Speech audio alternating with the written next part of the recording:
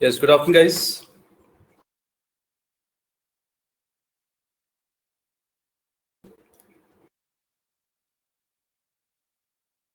Okay, everybody's here.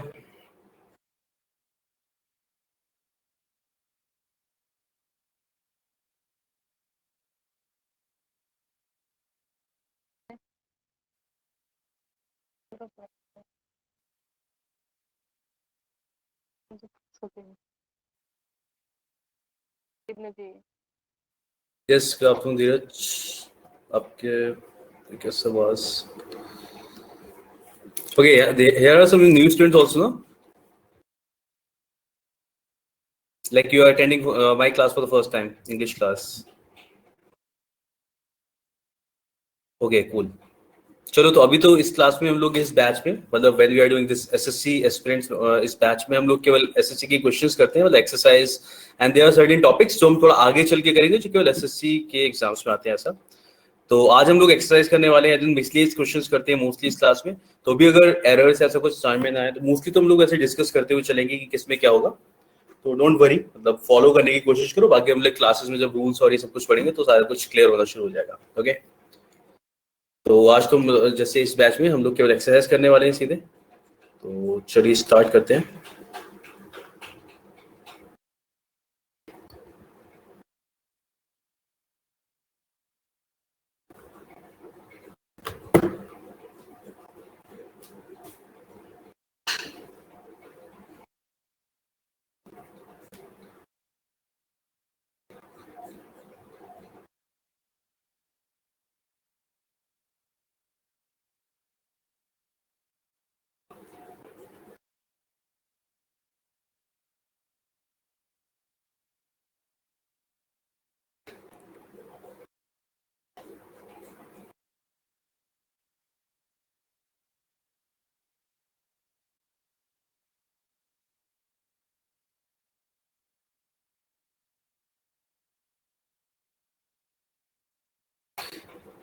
चलिए, first question में क्या करना है हमें? We have to find the error. Yes,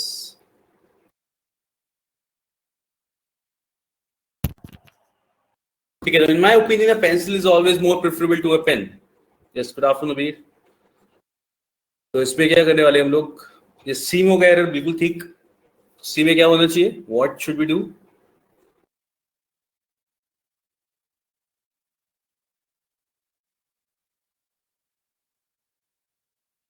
है ना? When you're using preferable already आप कंपैरिजन के लिए यूज कर रहे हो। यस, तो यहाँ पे मोर की जरूरत नहीं है। ठीक है, हम प्रेफर कंपैरिजन खुद ही मतलब prefer is used to show comparison. तो उसके बाद मोर की जरूरत नहीं पड़ेगी। आप क्या बोलोगे? In my opinion a pencil is always preferable to a pen. ठीक है, तो मोर यहाँ पे हटा दिया जाएगा यहाँ से, क्योंकि इट इज नॉट रिक्वायर्ड। ठीक है, एक्स्ट्रा है वहां पे वो। Next, the climate of Mumbai is better than Hyderabad. बहुत बार किया क्लास में हमने question. What happened, Manas? Why you feel this is good? I feel lucky to have you guys. ऐसी क्या बात है? अच्छा, शांति मिलती है। Very nice. तो बहुत ही अच्छी बात है कि ज्ञान के साथ साथ मैं शांति भी प्रदान कर पा रहा हूँ। This is very good. Okay, yes, the climate of Mumbai is better than that of Hyderabad. बिल्कुल सही, this is correct. Yes Saif, देखो थोड़ा फॉलो करने की कोशिश करो। कुछ जगह ऐसे होता है ना कि जहाँ पे हम लोग रूल्स की बात कर रहे होते हैं, वहां हो सकता है थोड़ा बहुत आपको समझ में नहीं आए कि ऐसा क्यों हो गया एकदम से। ठीक है, और बाकी थोड़ा बहुत फॉलो करो, लेकिन टेंशन बिल्कुल मत लो। ये सारी चीज हम लोग क्लास में करेंगे, तो ये आपकी फर्स्ट क्लास है तो आराम से देखो बस। ठीक है, कुछ रूल समझ में आ भी सकते हैं, कुछ हो सकता है ना आए, तो इट्स फाइन। बाकी तो ऐसा है कि मैं बता रहा हूँ कि किसमें क्या होता जाएगा, तो हाँ, तो थोड़ा बहुत क्लियर होता जाएगा। ठीक है, यहाँ पे क्या होता है, ये वाला जैसे वाला क्वेश्चन है, आप ये वाला क्वेश्चन देख सकते हो। The climate of Mumbai is better than Hyderabad. तो इसमें हम लोग प्रोनाउंस के अंदर पढ़ते हैं इसे कि the climate of Mumbai is better than Hyderabad. तो इस क्वेश्चन के अंदर हम क्लाइमेट को कंपेयर कर रहे हैं, देखा जाए तो सिटी से। तो यहाँ पे जो हम ये लिखते हैं ना, इसका एक्चुअल में एक्सटेंडेड वर्जन होना चाहिए था, the climate of Mumbai is better than the climate of Hyderabad. तो इसकी जगह हम लोग क्या लगा लेते हैं? दैट लगा देते हैं। इसलिए हमारा जो आंसर आया था वही आया था कि इसकी जगह हम क्या बोलेंगे, that of, then that of Hyderabad. ठीक है, तो ये चीज हम क्लास में पढ़ेंगे, मतलब रूल्स इसका एक्सटेंडेड फॉर्म में। Got it sir? Yes, good afternoon Sandeep. The climate of Mumbai is better than that of Hyderabad। तो इस तरीके से भी फॉलो करने की कोशिश करो, बाकी डिटेल में तो आपको समझाया जाएगा ऑफ कोर्स क्लास में। ठीक है, जैसे पहला वाला समझ में आ गया होगा, मोर वहां पे रिक्वायर्ड नहीं है, क्योंकि प्रेफरेबिलिटी के साथ हम लोग मोर नहीं लगाएंगे। प्रेफरेबल अकेला खुद ही कंपेयर करने के लिए इस्तेमाल किया जाता है। ठीक है, नहीं, but I think you should mute और आई विल म्यूट। चलिए नेक्स्ट देखते हैं, थर्ड।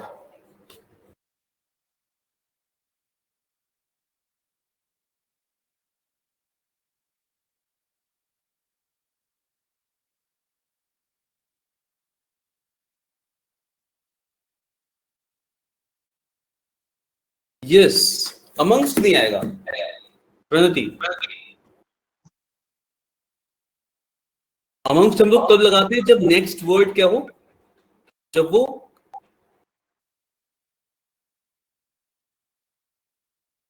नेक्स्ट वर्ड हमारा क्या होता है, वोवल साउंड होता है, हाँ तब लगाते हैं।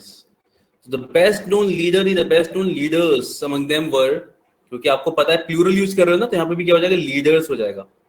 तो the best known leaders among them were Mahatma Gandhi, Sardar Patel and Jawaharlal Nehru. Yes, leaders, क्योंकि आप एक से ज्यादा की बात कर रहे हो। Got it?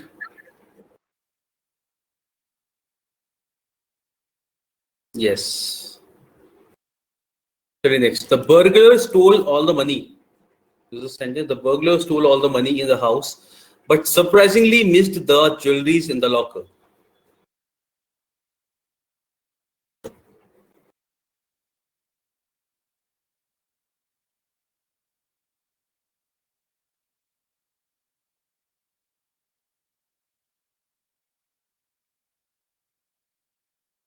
बिल्कुल सही। अब ज्वेलरीज नहीं बोलते हो, इसे प्लूरल नहीं लिखा जाता। ठीक है, आप इसको हमेशा कैसे लिखते हो, सिंगुलर लिखते हो, ज्वेलरी। बिल्कुल सही, करेक्ट। ठीक है, तो इस तरीके के क्वेश्चन तो आप लोग समझ पा रहे होंगे, मतलब people who have first class today. ठीक है, तो ऐसे क्वेश्चंस आप फॉलो कर सकते हो कि इसमें क्या करना है, बेसिकली आपको बस एरर बताना है, सेंटेंस में एरर क्या है ना। तो इसमें क्या था, प्लूरल लिखा हुआ था, हम ज्वेलरीज को प्लूरल नहीं लिखते, हमेशा से सिंगुलर ही लिखते हैं। ठीक है, तो ऐसे क्वेश्चंस यू कैन फॉलो।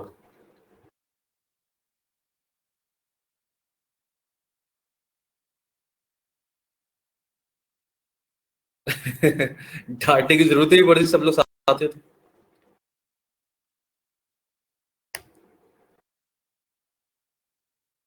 और इंग्लिश तो चिल करके ही समझ में आती है ज्यादा अच्छे से, इंग्लिश में ज्यादा सीरियस होंगे तो कैसे समझ में आएगी। चलो नेक्स्ट देखो, फिफ्थ।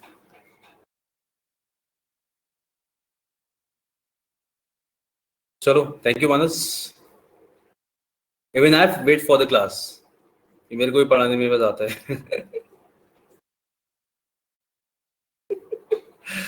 या संदीप ऐसा ही लग रहा है मेरे को।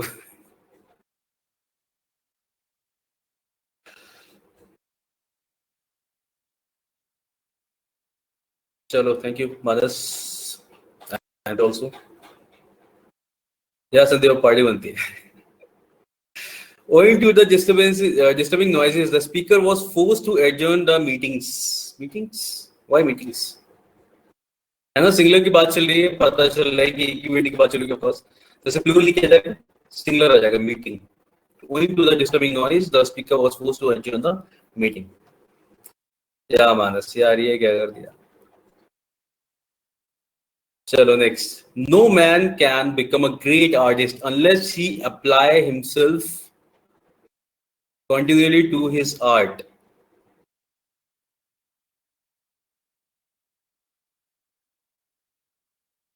बिल्कुल करेक्ट, सही।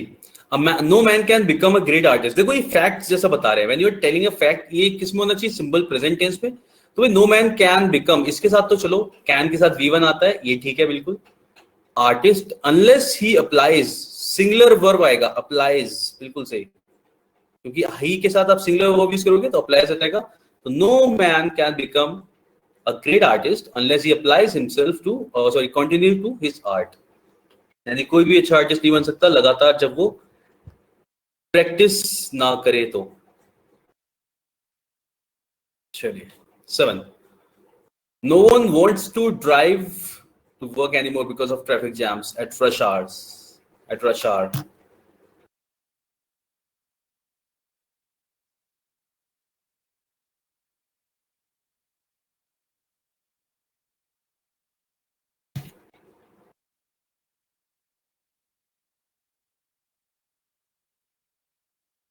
नहीं, ठीक लग रहा है मेरे को ये।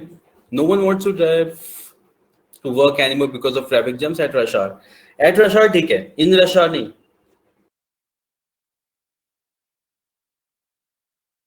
ठीक है, द सेंटेंस इज करेक्ट।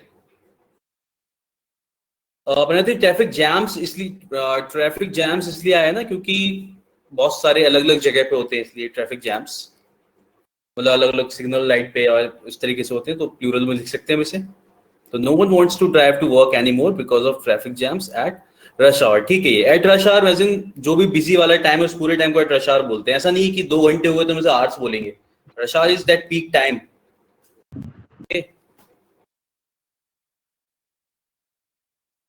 हाँ, नहीं वो ऐसे कर सकते हैं, ऐसा नहीं कि 2 घंटे हैं तो उसे रश आवर्स वाले सेंस में बोलेंगे। It's fine, rush hour. अच्छा, देखो, कोई भी no one wants to drive to work anymore, कोई भी अब ड्राइव करके काम पे नहीं जाना चाहता क्योंकि ट्रैफिक जाम्स होते हैं रश आवर में। रश आवर कौन सा होता है? वो पीक टाइम जब बहुत ज्यादा भीड़ होती है, बिल्कुल मॉर्निंग वाला टाइम होता है ना, जब सब ऑफिस जा रहे होते हैं, स्कूल जा रहे होते हैं, वाला टाइम। एंड इवनिंग में जब सब वापस आ रहे होते हैं, एक ही टाइम सबका ऑफिस छूटता है, वो रश आवर होता है। ठीक है, तो कोई भी ड्राइव करके ऑफिस नहीं जाना चाहता ट्रैफिक जैम्स की वजह से एट रश आवर। ठीक है, तो उसमें हो जाएगा no error, sentence is correct. तो आप यहाँ और देखो, जो भी सेंटेंस ऐसा होता है जहां पे हम लोग नो एरर लगा रहे हैं, वहां से आप ऐसी चीजें पिक कर लिया करो कि हाँ यार इसे ऐसे बोला जाता है, और नेक्स्ट टाइम एरर्स में खुद लिखना हो, we can like apply this thing, इस तरीके से हम लिख सकते हैं उसे। नेक्स्ट, ओके, इसमें यार बताना, as they climb higher the air became cooler.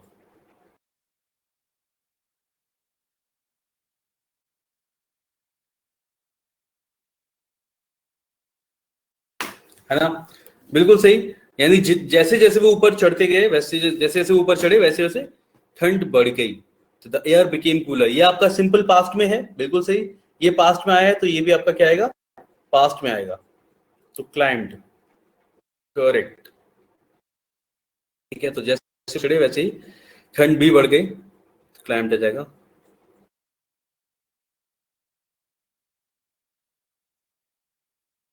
Sandeep, sentence पे डिपेंड करता है सुपरलेटिव, ऐसा कुछ नहीं कि दोबारा सुपरलेटिव नहीं आ सकता।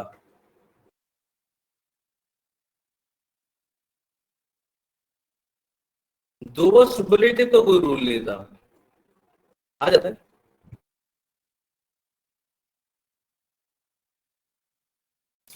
किसी चीज के लिए अगर आप बोल रहे हो तो भी सुपरलेटिव दो आ सकते हैं। रिकॉल अभी करता हूँ तो यहाँ पे मैं जैसे अगर एक सेंटेंस होगा, किसी ऐसा कोई सेंटेंस किया था, he is the wisest and smartest person in the office. अगर ऐसे सेंटेंस में पूछ रहे हो तो आ सकता है। ठीक है, कंपैरिजन ऑफ 3 में आ सकते हैं, यस। तो अगर 2 में अगर ऐसे बोल रहे हो डायरेक्ट कंजंक्शन से कनेक्ट करें तो आ जाएगा। ट्रेन का नहीं, बिकेम को बिकम्स नहीं कर सकते थे हम लोग। देखो क्यों नहीं किया बिकेम को बिकम्स, क्योंकि यहां से पढ़ के आपको क्या पता चल रहा है, बिकेम किस में है? पास्ट टेंस में है। आपको पता चल किस में है? पास्ट टेंस में। पास्ट टेंस में जब ये है तो इसे भी हम किस में करेंगे? पास्ट टेंस में करेंगे, क्लाइम्ड करेंगे, इसलिए हम लोग क्लाइम्स नहीं कर सकते। तो सॉरी, बिकम्स। अच्छा, आप कौन सा वाला बोल रहे हो?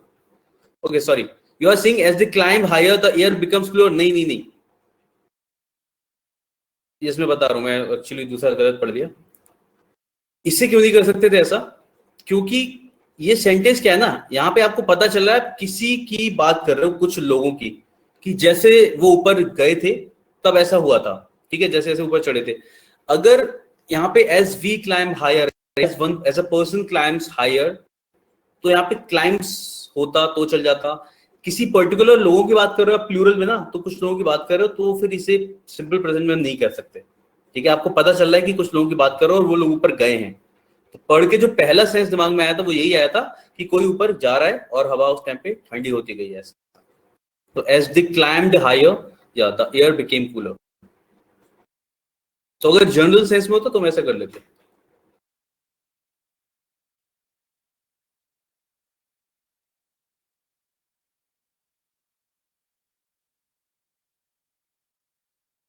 Rama has no taste in classical music.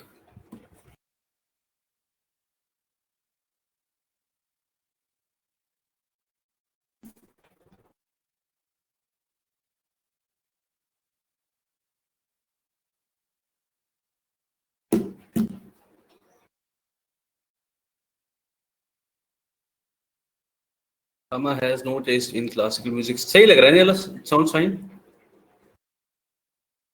और there is some error इस preposition में. Rama has no taste in classical music.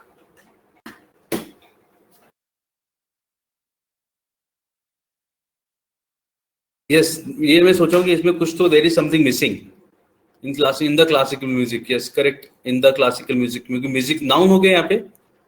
In the classical music. Direct music होता, अगर यहाँ पे केवल म्यूजिक होता तो हम सेंटेंस को करेक्ट कर सकते थे। इन द क्लासिकल म्यूजिक होना चाहिए, बिल्कुल सही। ठीक है, द आ जाएगा यहाँ पे। तो इसे समझते हैं, अगर यहाँ केवल म्यूजिक लिखा होता कि म्यूजिक ही पसंद नहीं उसे, तब तो आप इसमें कोई बात नहीं, ऐसे डायरेक्ट लिख देते तो नहीं, नो एरर नहीं होगा। हम यहाँ पे द लगाएंगे, बिल्कुल सही। तो बता रहे हो कौन सा म्यूजिक, इसलिए द लग जाएगा, इन द क्लासिकल म्यूजिक। ठीक है, हमने डिफाइन किया कौन सा म्यूजिक है, क्लासिकल म्यूजिक, इसलिए we will use definite article here. तो सी पार्ट में एरर आ जाएगा इसमें। ठीक है, ऋषिका रेशु क्लियर हुआ? यस।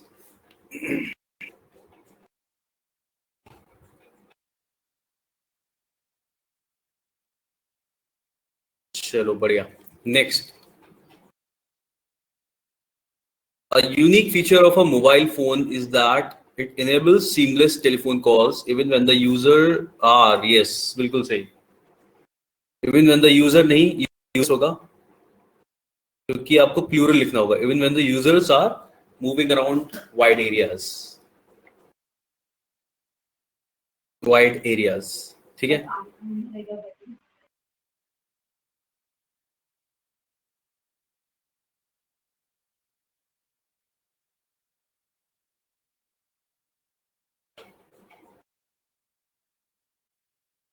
कुछ भी कर सकते हो, द यूजर इज भी कर सकते हो, द यूजर्स आर भी कर सकते हो, इसमें दोनों ही चल जाएंगे। क्योंकि यूजर इज लिखोगे तो जनरल सेंस में हो जाएगा, और यूजर्स आर का मतलब है फोन के यूजर्स, यहाँ डिफाइंड इसलिए क्योंकि फोन के यूजर चल रही है, तो यूजर्स आर भी ठीक है, यूजर्स इज भी ठीक है।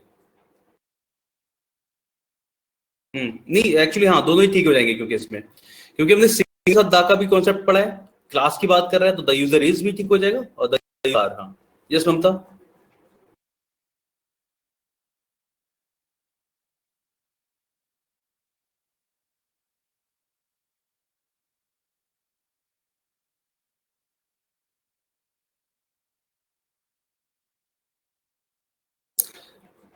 नहीं संदीप, एक और चीज, ऑफ अ मोबाइल है, इसलिए इस भी लिख सकते हैं यार। एक मोबाइल के यूजर्स बहुत सारे हो सकते हैं ना, मोबाइल फोन एज इन अभी एक मार्केट में नया फोन आया है, आप उसकी बता रहे हो तो इसलिए।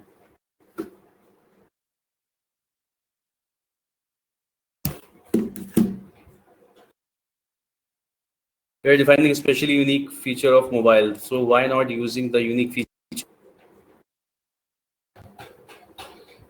द यूनिक फीचर इसलिए नहीं बोल रहे हैं क्योंकि यूनिक वर्ड आप जहां भी यूज करोगे ना, वो स्पेशली यूनिक ही बात करेगा। लेकिन आप हिंदी में कैसे बोलते हो, इसका एक यूनिक फीचर है, इस मोबाइल का एक यूनिक फीचर ये है। फीचर्स उसमें बहुत भी है, लेकिन एक यूनिक फीचर ये वाला है। उस इफेक्ट के लिए हम लोग अ यूनिक फीचर बोल रहे हैं ममता। ठीक है, तो द यूनिक फीचर नहीं, अ यूनिक फीचर, इसके अंदर एक यूनिक फीचर है, उस एक वाले इफेक्ट के लिए भी यूज ए।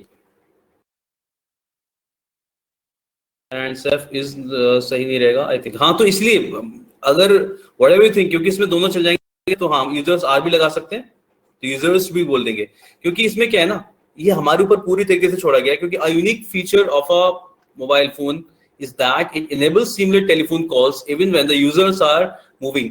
हमने यहाँ पे डिफाइन कर रखा है, क्योंकि यूजर्स जनरल सेंस में नहीं है, ऐसा नहीं किसी भी चीज के यूजर्स, हमें पता है किस चीज के यूजर्स है, ये मोबाइल फोन के यूजर्स है, इसलिए हम दा लगा सकते हैं, तो दा भी ठीक।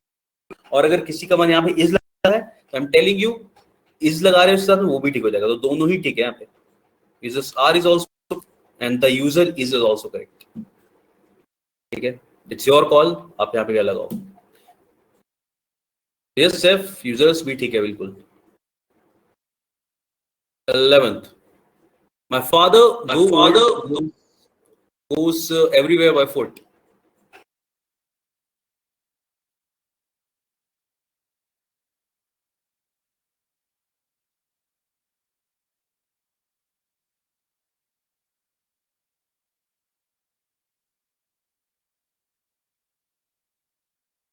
पैदल जाने के लिए क्या बोलते हैं? दो बीइंग नहीं है, अगर इशू यहाँ पे इतना नहीं है, दो ओल्ड इज फाइन। यस बिल्कुल सही प्रणति, ये आ जाएगा ना। बाय फुट नहीं बोलते हम लोग, ऑन फुट बोलेंगे। माय फादर दो old goes everywhere on foot, ठीक है, सी में एरर।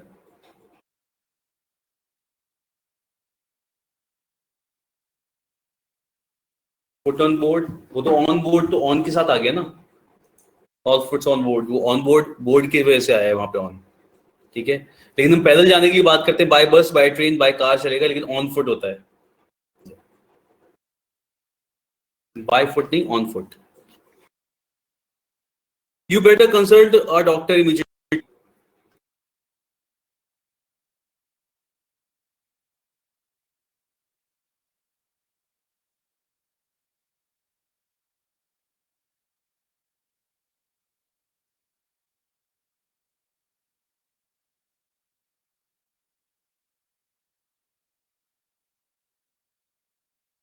कैसे यूज करते हैं कंसल्ट को सेंटेंस में? जिनकी क्लास में प्रपोजिशन हुआ है केवल उन्हें पता होगा, अगर मतलब इनके क्लास में हमने क्वेश्चन किया होगा, बाकी लोग यस कंसल्ट विद आ जाएगा, बिल्कुल सही, कंसल्ट विद अ डॉक्टर। देखो सैफ क्या होता है इसमें, जब आप डॉक्टर से राय ले रहे होते हो, डॉक्टर से राय ले रहे हो तो आप क्या बोलोगे, I have to consult with the doctor. जब किसी को राय दोगे सामने वाले इंसान को, यानी डॉक्टर जब आपको राय देगा तो वो कंसल्ट करेगा आपको, ठीक है, देखो डॉक्टर कंसल्टेड मी, ठीक है, तब आप नहीं लगाओगे। लेकिन अगर सामने वाले से आप राय ले रहे हो, उससे कंसल्ट कर रहे हो, तो आप बोलोगे consulted with the doctor, better consult with the doctor immediately, तो यहाँ पे विद आ जाएगा, that means there is an error in this part. क्या होता है जनरली ना, लोग कुछ भी यूज कर लेते हैं, consult with a doctor, consult a doctor, सब चल जाता है बोलने में, तो but when you are writing तो हमें सही प्रीपोजिशन पता होना चाहिए, तो consult with a doctor is correct.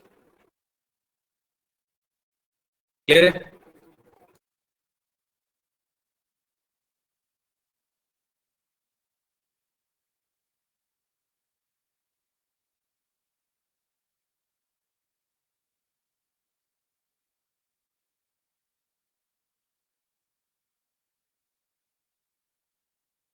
बिल्कुल सही, सबने सही बताया बिल्कुल। सीनियर के साथ हम क्या लगाते हैं, सीनियर टू, सीनियर देन नहीं आता, बिल्कुल सही। तो Ann received the promotion instead of Susan, as Ann is senior to Susan as, though Susan had work there before Ann, okay okay. तो सीनियर हम टू लगाते हैं, सीनियर जूनियर इन सब में।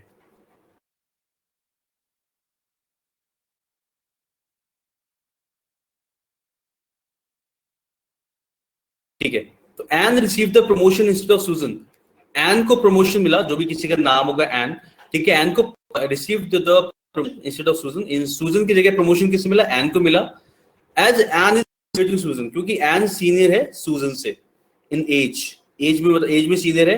हालांकि Susan had work there before Ann, हालांकि Susan ज्यादा पहले से काम कर रही है एन से, ठीक है, सूजन काम कर रही है, लेकिन एन सीनियर है सूजन से ज्यादा एज में, इसलिए एंड प्रमोशन मिला है. Got it? तो Ann receive the promotion instead of सुजन.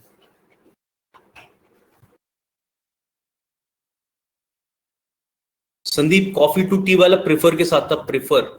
तो हाँ, वैसे ही वाला कॉन्सेप्ट है, प्रेफर, प्रायर, है ना, senior junior.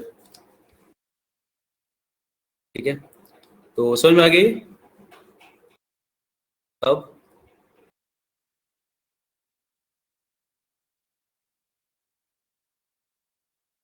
The officer has given orders to his soldiers yesterday.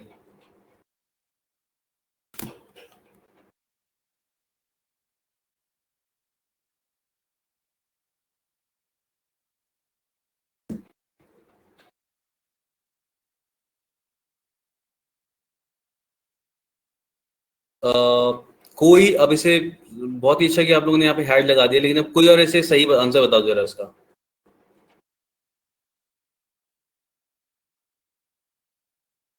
हम इसमें चलो ए वाले पार्ट में लगा देंगे, ठीक है,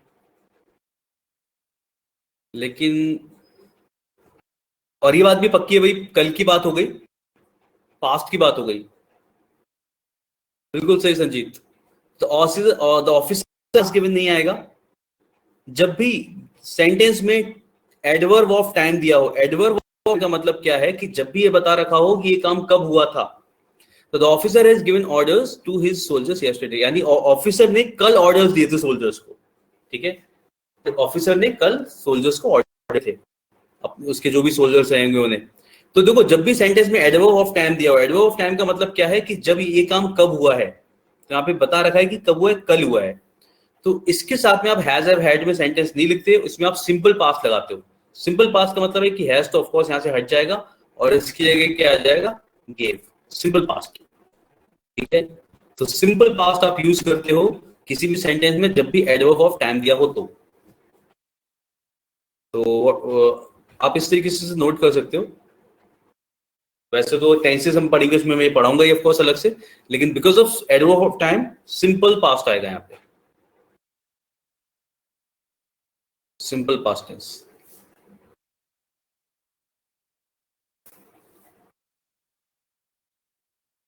ऐसे सेंटेंस में आप ए वाले मार्क करोगे. देखो उसमें क्या है ना, जो पार्ट मूव कर, ऐसे सेंटेंस आपने पढ़ा और आपको पता है परफेक्ट टेंस तो नहीं आना है, तो आप हैज वाला हटा दोगे इस वाले सेंटेंस में, और यहाँ पे बस फॉर्म चेंज करना होगा.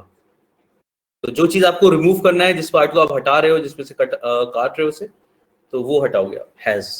क्योंकि परफेक्ट देखा जाए तो परफेक्ट फॉर्म है ए में दी हुई है, हैज जो लिखा है वो ए में लिखा है. ठीक है, लेकिन ये बड़ी कंफ्यूजन वाला होता है, मेरे को पता है कि दोनों में अगर हम चेंज कर रहे हैं थोड़ा थोड़ा तो कहाँ पे, बट हाँ ऐसे में जो पार्ट आप हटा रहे हो उसमें ए में लगाओगे. नहीं किरत, देखो क्या होता है, येस्टरडे नहीं होगा, फिर येस्टरडे तो होगा, हैज नहीं, हम ये से हटा देंगे.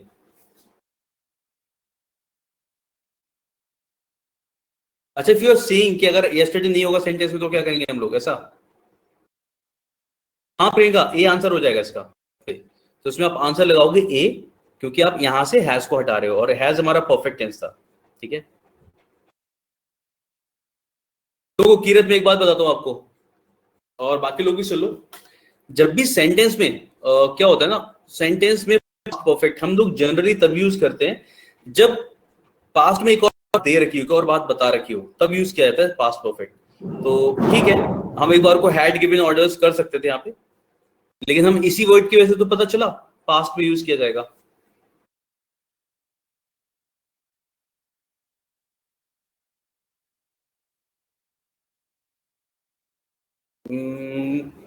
मैं थोड़ा सा बता देता हूँ.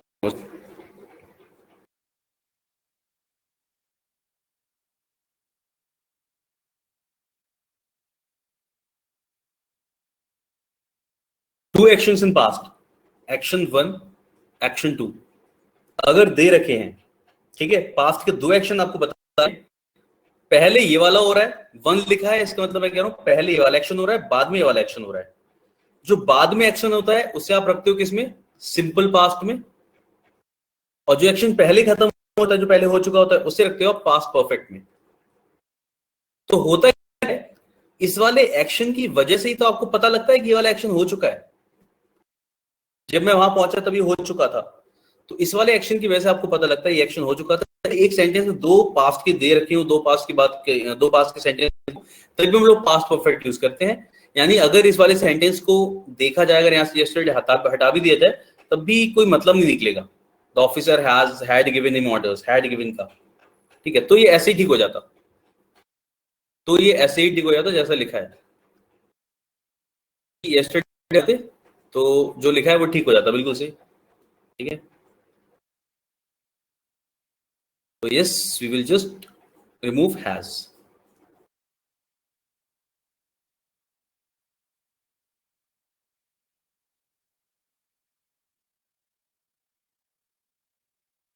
when when you're in doubt,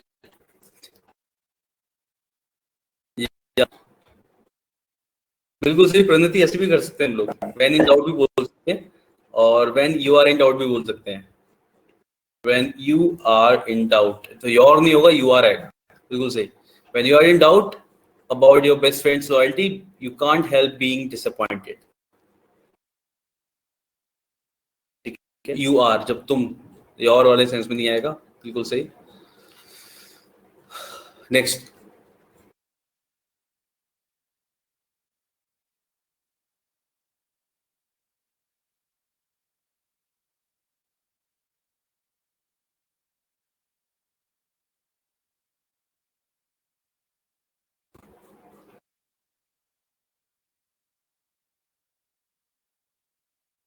yes 16th questions. अब काफी बार कर चुके हैं हम लोग इस तरीके का question. Scarcely had he gone then I remembered his name, ठीक है। तो जिन लोगों ने एडवर्ब्स पढ़ा है उन्हें पता होगा, हार्डली, बेयरली, स्केर्सली के साथ में यस हम लोग क्या लगाते हैं, हमेशा व्हेन लगाते हैं। तो यहाँ पे देन नहीं आएगा, व्हेन आ जाएगा, करेक्ट, ठीक है। तो scarcely had he gone out when I remembered his name.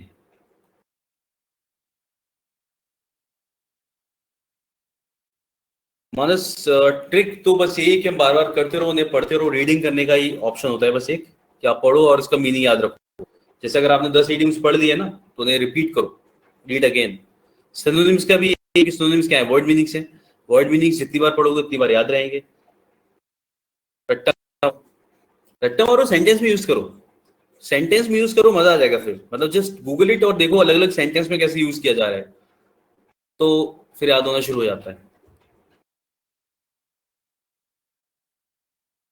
मेरा तो ये मानना है ना, जितने भी इडियम्स एंड फ्रेजेस हैं उसे तो सेंटेंस में कैन वी यूज नहीं पाए, हम यहाँ पे ये यूज नहीं कर सकते, ठीक है।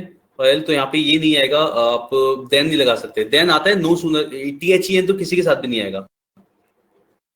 आप इसकी बात करो ना पहले वाले क्वेश्चन में, इसके असली के साथ व्हेन ही आता है, THEN नहीं आता, ठीक है। तो हार्डली, बेयरली, इनके साथ हाँ THA, इसके साथ हम लोग व्हेन ही लगाते हैं, yes. Okay, were I the president I would award you a title.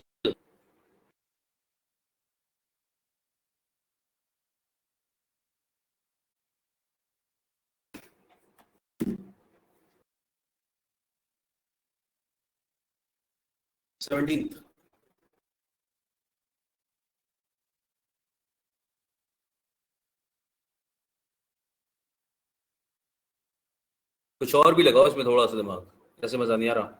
सब लोग वुड हैव अवॉर्डेड बोलोगे तो मजा नहीं आएगा।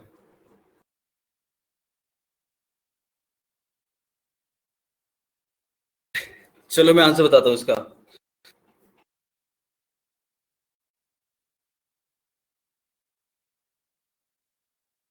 Yes, no error.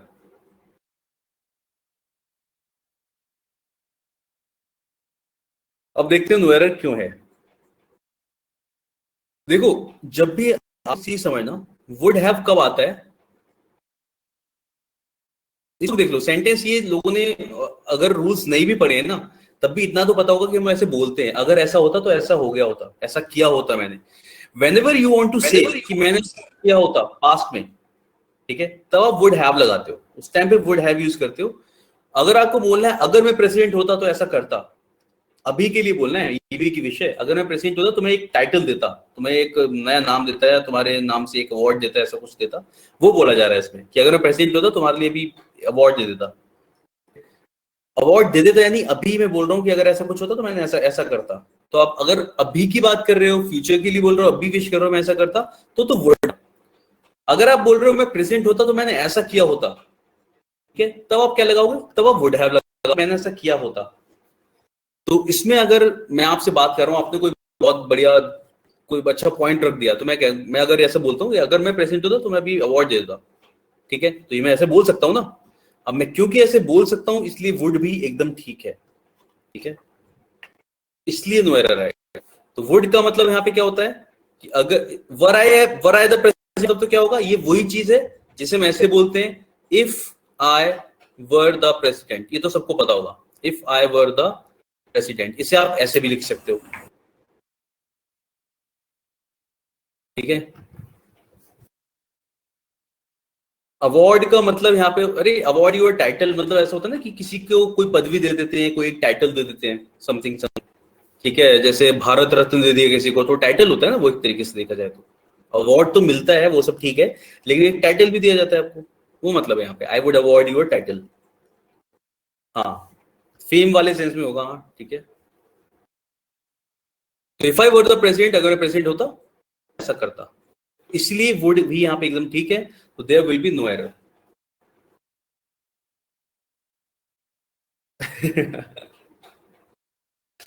ठीक है।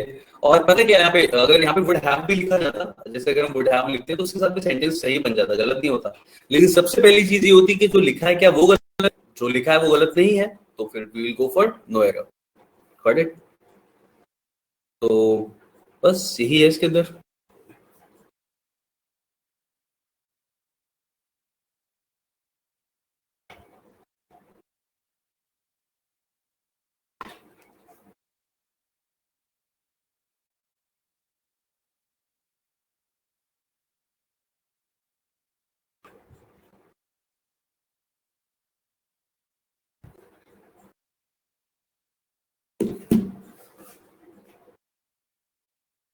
पता चलाने की जरूरत नहीं है, अगर उसमें लिखा है तो आप अपने हिसाब से बोल के देखो उसे कि अपने हिसाब से क्या उसका मीनिंग सही निकल रहा है, मीनिंग सही निकल रहा है।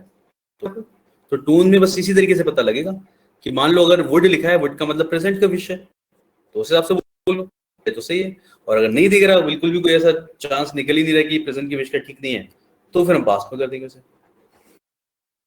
Okay. Patient died despite he had received the, yes, बिल्कुल सही, despite he had, despite having received बोलेंगे हम लोग, ठीक है, डिस्पाइट हैविंग रिसीव्ड। जो लोग जानते हैं परफेक्ट पार्टिसिपल, इसमें हम लोग परफेक्ट पार्टिसिपल लगा रहे हैं ये, और जो नहीं जानते उन्हें हम पढ़ाएंगे वाली चीज। तो यहाँ पे हैविंग प्लस V3 आ जाएगा, यानी कि मेडिसिन मिलने के बावजूद भी हैविंग रिसीव्ड का मतलब ये हो जाएगा, the patient died despite having received the best medical help.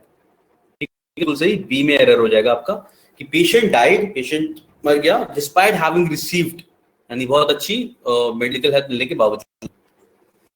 Got it?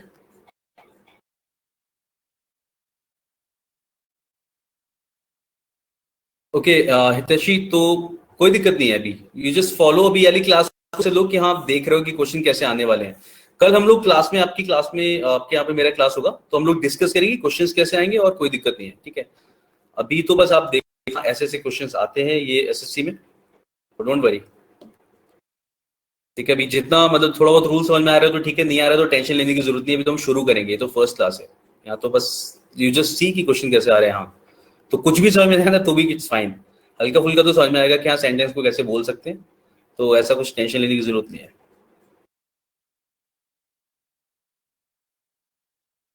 चलिए next, one of my friend has gone to Canada, ठीक है। अब इस टाइप की चीजें होती हैं, इस पे आप ध्यान दे सकते हो। जैसे one of my friend, one of my friend नहीं होता, वन ऑफ माई फ्रेंड्स बोलते हैं हम हमेशा। इसके साथ आप जब भी ऐसे बोलोगे one of my something, one of the boys, ठीक है, हमेशा प्लूरल लिखते हैं, तो बिल्कुल सही वन ऑफ माई फ्रेंड्स हो जाएगा। मेरा एक फ्रेंड कहाँ गया है? कनाडा गया है, तो one of my friends has gone to Canada, friends आएगा, बिल्कुल सही, करेक्ट। Next one 20.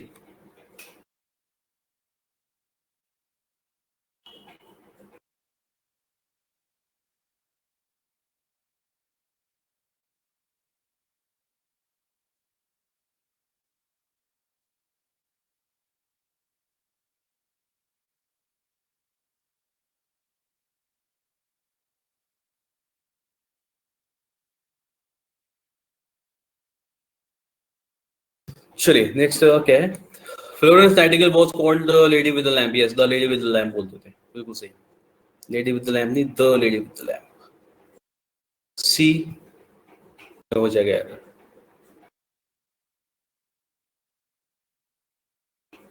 यानी आधे क्वेश्चन हमारे बस किसी कॉमन सेंस से हो जाते हैं इसमें.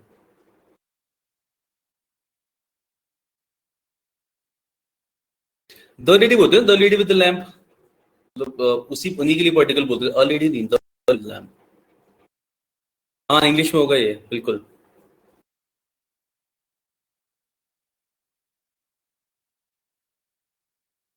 चलिए 21. Man standing in that corner is a policeman in plain clothes. Under cover police होगी फिर, है ना. तो जैसे यहाँ पे क्या आ जाएगा? द आ जाएगा. तो जो इंसान वहां ऐसे खड़ा है, man standing in that corner, हम वो पर्सन उसकी बात करें तो यहाँ पे जाएगा, बिल्कुल सही. पर्सोनिफाई कहाँ किया जा रहा है इस वाले में? इसमें तो बताया जा रहा है वही वाला इंसान. It's fine, it's fine. No need to correct. Got it, it's sir. ठीक है. उस वाले पहले क्लास में भी ऐसे हुआ था. सुर, मैंने कहा चलो ठीक है, एटलीस्ट असुर नहीं बोल, इट्स फाइन. सुर बोल चलता है. तो जैसे यहाँ पे आ जाएगा the man standing in that corner. ठीक है, तो वो इंसान जो वहां पे खड़ा है, दैट पर्सन, इसलिए द लगेगा. तो the man standing in that corner is a police in plain clothes. चलिए next. 8-cylinder engines are dash that use great amount of petrol.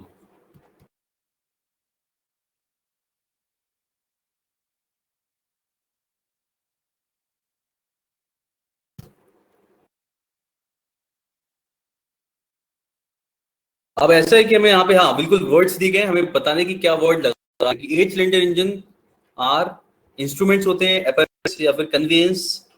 तो डिवाइसेस, इंजन की बात की जा रही है सीधे सीधे, तो कन्वेंस वर्ड भी नहीं आएगा यहाँ पे इसलिए.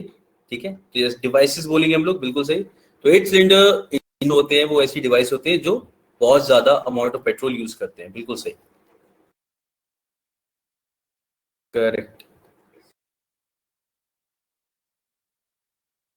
He would also be late with submissions because he would dash whatever he was supposed to do. वो भी submission के लिए late होगा.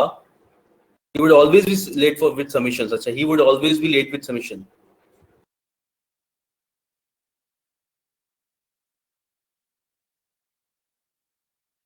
अच्छा, ये पता है would जैसे बोला जा रहा है, ये क्या शो कर रहा है?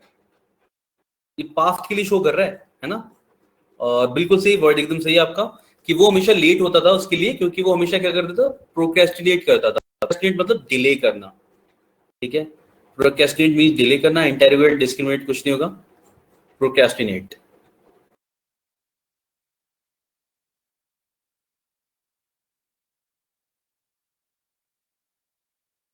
ओके.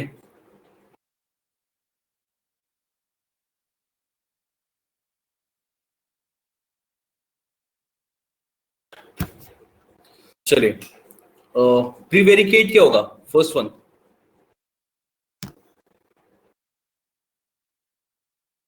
इसको बोल सकते हैं हम लोग टू डेविएट, है ना. राह से भटक जाना वाले सेंस में बोलेंगे टू डेविएट. बाकी तो इंटेरोगेट डिस्क्रिमिनेट सबको पता ही होगा, तो सेकंड हो जाएगा इसमें. 23 में करेक्ट. 24 में क्या बताया आपने? Voraciously. Meaning of procrastinate. Procrastinate का मतलब होता है डिले करना, टू डिले. ठीक है, किसी काम को टालना, वर्ड यूज करते हैं हम लोग, प्रोक्रेस्टिनेट.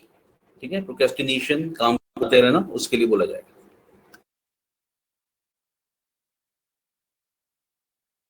ओके, इसमें क्या करना है हमें? करेक्ट ऑल्टरनेटिव बताना है। यहाँ पे क्या आ सकता है word? He talked on and on voraciously.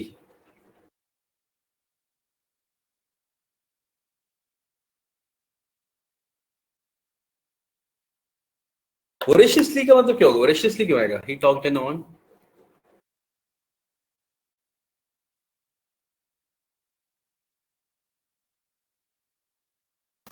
Words लिखते हैं यहाँ पे। एड इन्फिनिटम क्या होगा? Like endlessly. वर्ड से पता चल रहा होगा, ठीक है? ये कौन सा आपको पता है? लैटिन रूट वर्ड है इसका, लैटिन वर्ड है ये वाला, ठीक है? एड इन्फिनिटम का मतलब होगा एंडलेसली, ठीक है? हाँ, बोले जा रहा था, बिल्कुल बोले जा रहा था, उस वाले सेंस में भी यूज करेंगे, ठीक है?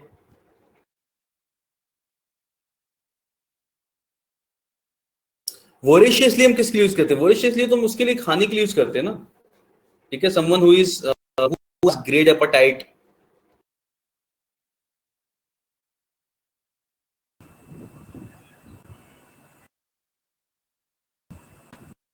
Sir, yes, voraciously, normally we also use for is a voracious reader or something which is done excessively, right?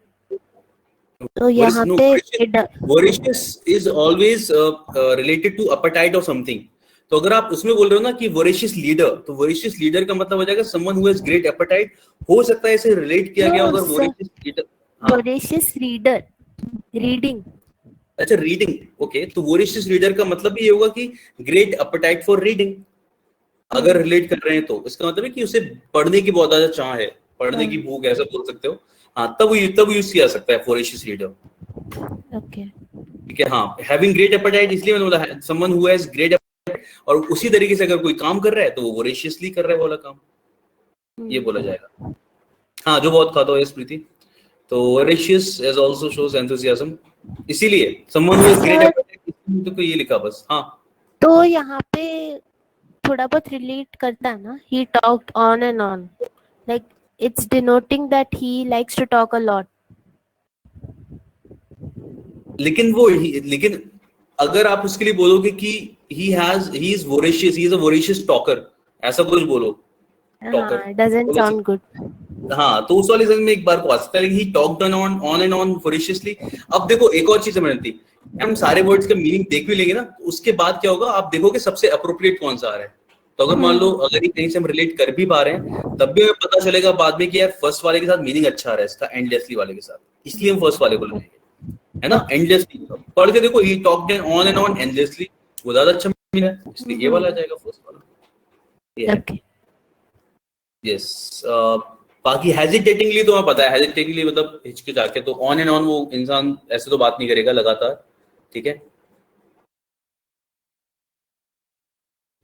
बाकी एड इंटीरियम क्या हो जाएगा?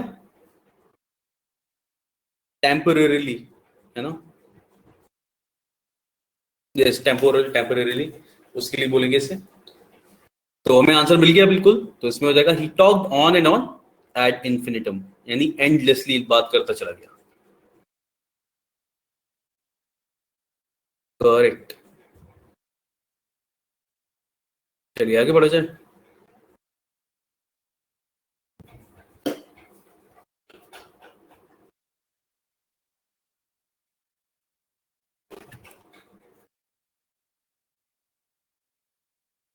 The order is dash.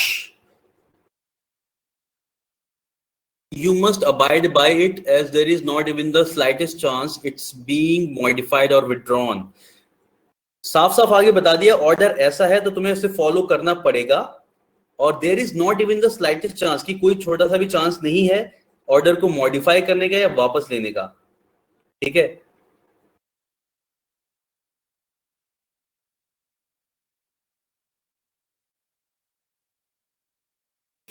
तो बिल्कुल सही, इसका आंसर क्या हो जाएगा? इरिवोकेबल।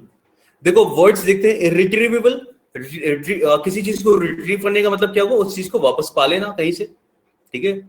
डेटा रिट्रीव करते हैं, जैसे आपका अगर फोन खराब हो गया, उसका डेटा रिट्रीव किया जाता है, कोई भी चीज खो गई, ठीक है? तो रिट्रीव करना उसे, टू गेन इट अगेन, ये उसके लिए हो जाएगा, किसी चीज को वापस पा लेना। इरिपेरेबल, ठीक है? इरिपेरेबल वाले सेंस में हो गया।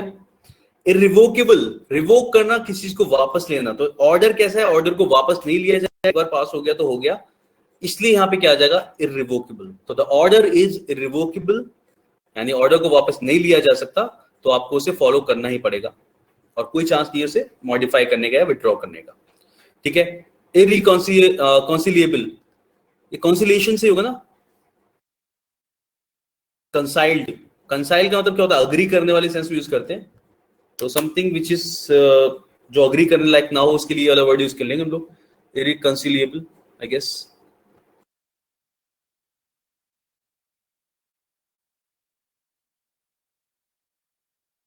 ठीक है।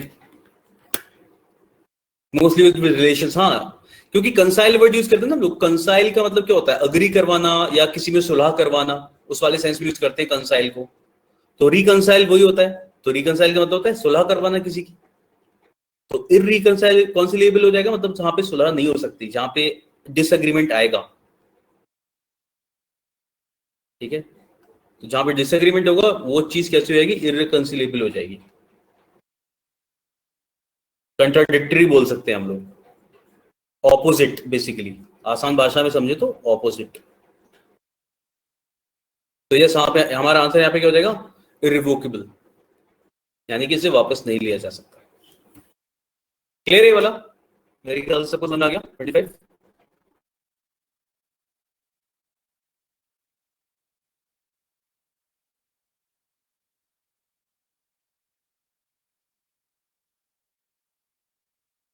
ठीक है, आ गया मेरे ख्याल से। ओके 26 तक देखते हैं, let's keep it till here फिर। In the following question, out of the four alternatives, choose the one which best expresses the meaning of the word evince.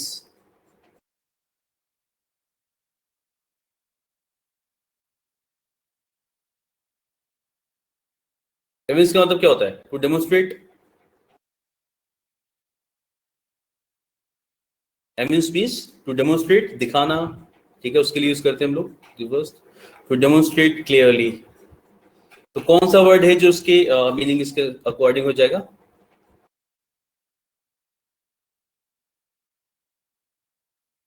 हाँ, तो रिकलेक्ट, अपीयर, प्रोड्यूस, कोई सा नहीं होगा, शो, यानी इसका सिमिलर मीनिंग जो इसके आसपास मीनिंग दे रहा है वो हो जाएगा हमारा शो।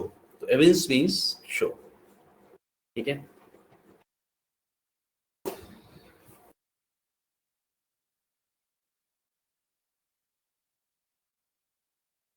चलिए नाइस। चलिए तो आज के लिए इतना रखते हैं, let's keep it till here. You also have next class, I also have next class. So, yes Sandeep. so I had a sentence. Just ये बता दीजिए एक बार। कौन सा। एक second. Just a moment. The sentence was, he is traveling with his friends, and ये था, I mean same meaning बताना था कि कौन सा। तो यहाँ पे आंसर था कि isn't he traveling with his friends and a question mark. So is this both the sentence, I mean, related? पहला सेंटेंस क्या था, is he He traveling is, with, no sir. traveling with, he is traveling with his friends। Yes, he is traveling with his friends, and इसका जो options में सही answer था, it was, isn't he traveling with his friends, question mark. Okay, तो मैं इसका इंटरव्यूटिव बनाना था। नहीं सर, इंट्रोगेटिव नहीं बनाना था, सिर्फ ये था कि कौन सा सेंटेंस इसका सेम मीनिंग ये कर रहा है। अच्छा, कौन सा मीनिंग सेम दे रहा है। ओके ओके, देखो पहला वाला travelling with his friends, isn't he travelling with his friends, तो दोनों सेंटेंस में ऐसा है कि कंफर्म कर रहे हो, दूसरे वाले में कंफर्म कर रहा होगा, मे बी इसलिए होगा, उनके साथ ट्रैवल कर रहा है ना, isn't he travelling with friends, ऐसा बोला गया था। चलो मेरे को क्वेश्चन भेजना। We have next class in your class only, Sandeep.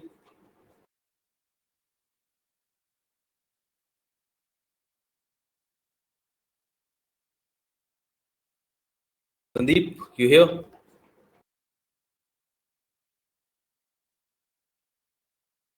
उसी में ना मैंने, हाँ आपकी क्लास में ना भी सेकंड वाली। हाँ सर, मेरा ही क्लास है अभी। तो ठीक है, वहां पे डिस्कस करते हैं फिर इसे भी, है ना, इसके बाद में। Okay sir, sure.